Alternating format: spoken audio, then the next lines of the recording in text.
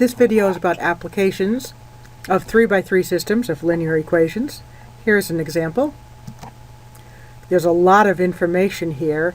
We want to think about setting up our variables, so let's go right to the question, find the number of each type of member. That gives us an idea of how we're going to set up our variables. Now from the first sentence we see there are three types of members. We need to find the number of each type of member.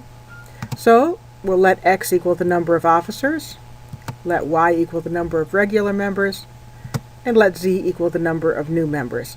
There's the three variables that we'll start for setting up to solve this problem. Now we need to look at more information in our question to find how to set up the equations. Here's sort of the middle part of our question. Notice we have the number of regular members is 3 more than the combined total of officers and new members. That means the number of regular members, this is y, is 3 more than the combined total of our officers and our new members. There's one equation. Now for the next equation, I'm going to take a look at the next sentence. Here we see twice the number of officers, so that will be 2x,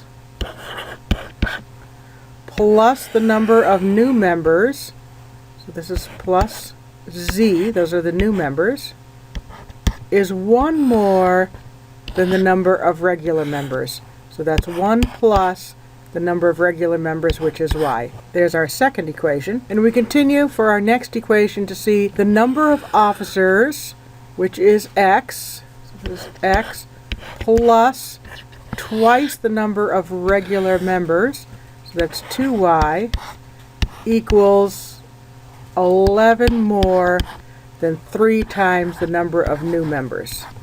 There's our three equations. We need to solve this system of equations. We have three equations with three variables. Let's set them up so they have all the x, y, and z on one side. So I'm going to start here by saying let's subtract x and subtract z from both sides. So that would give me a negative x plus y minus z equals 3, which remains on the right-hand side.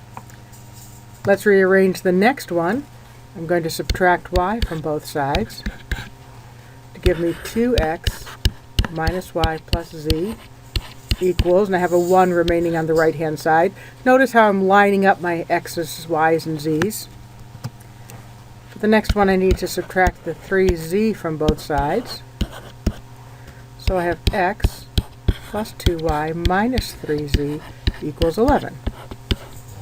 That looks like a system that I could solve. So here it is.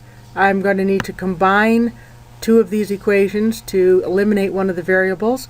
Let's first call them each a, b, and c. I'm going to start with equation a, twice equation a. So that gives me a negative 2x plus 2y minus 2z equals 6.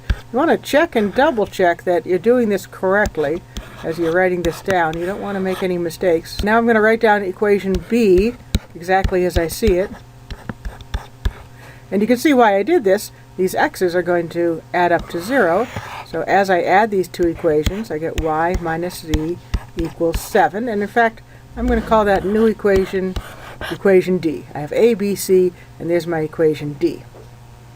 Now for my next trick here, I'm going to look at equation c. I'm going to take negative 2 times equation c. This gives me negative 2x minus 4y plus 6z equals negative 22. Again, that's really the time you should stop, pause, make sure that you've written down everything correctly.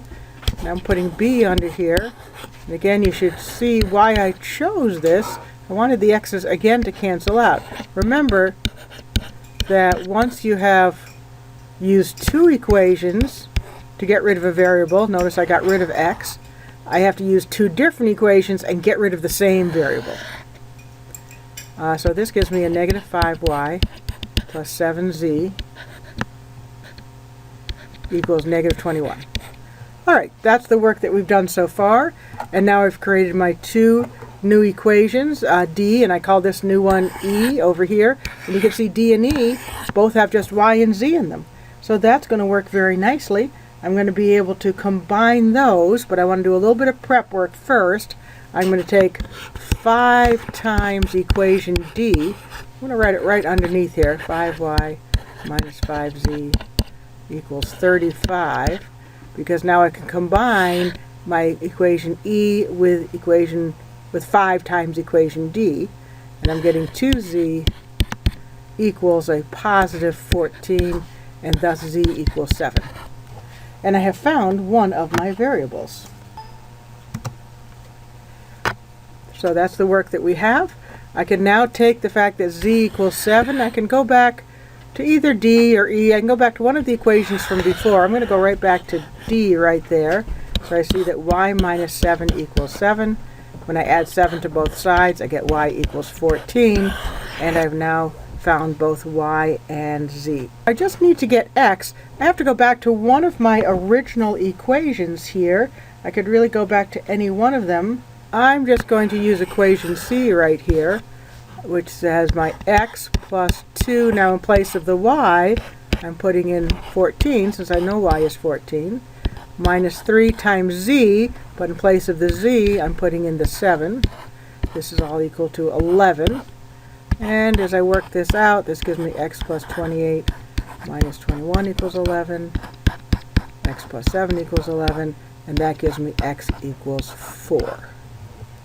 That's a recap of what we did. Notice that first we found z, we plugged it in to another equation so that we could find y. Then we plugged both y and z into an equation so that we could find x. We could write their solution as an ordered triple, that's x, y, and z, but really we should go back to the original problem that we were trying to find the number of each type of member. So that's really what this is. Remember, 4 was x, that's the number of officers. 14 is y, or the number of regular members, and 7 was z, or the number of new members. And when you answer a word problem, you should really put it into a sentence, answering exactly what they asked us, which was find the number of each type of member. And we can now say there are 4 officers, 14 regular members, and 7 new members. And that solves our example.